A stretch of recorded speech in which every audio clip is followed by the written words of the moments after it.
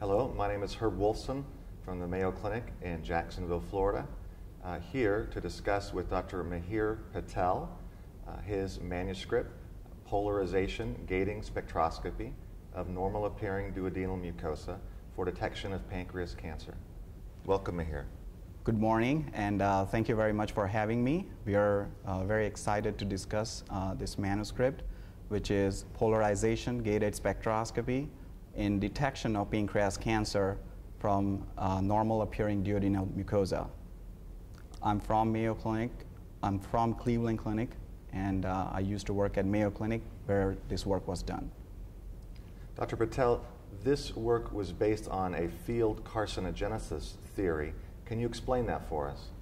Yes, it is a fancy word, but in simple terms, what field carcinogenesis is, according to this theory, the tumor grows in somewhat broader field of abnormal tissue.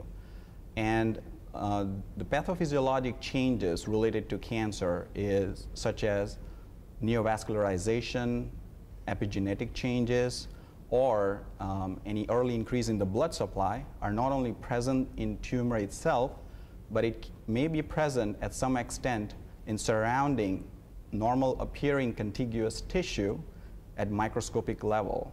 So if we can detect such microarchitectural changes, we can potentially detect the cancer from a distance. So Mihir, this polarized gated spectroscopy, can you walk us through how it detects these nanostructural changes? Sure.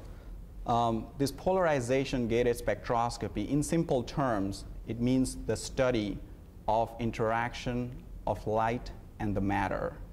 So when we illuminate any tissue with light, light reflects back from the tissue surface.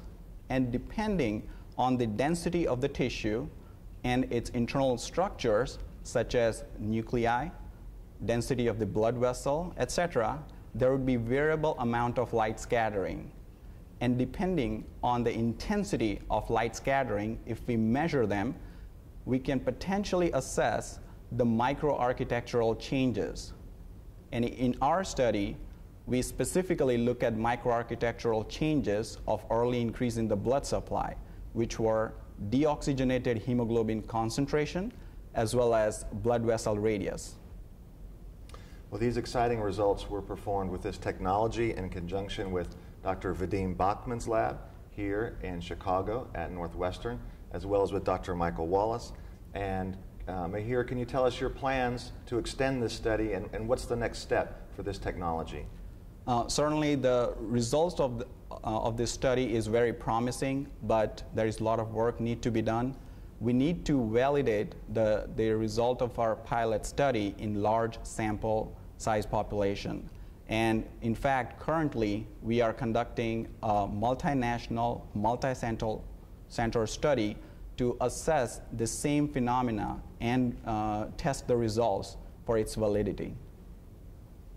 Excellent. Thank you for joining us today. Thank you very much. Thanks for having me.